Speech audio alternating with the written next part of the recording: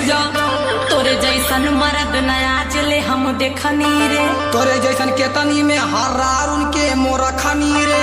इहे घूम घूम के कैले बाड़ा का जवानी में। छोड़ा गुस्सा रानी आवा चल दलानी में, हटा दलानी में न जाइब हमसे दूर रहा। हाई कलौता हम मर्द तोहार न ऐसे कहा, तो के में हरी के रखले का सहुर न बाटे रे। यह कुल सुन के तो करे जा हमार फाटे रे।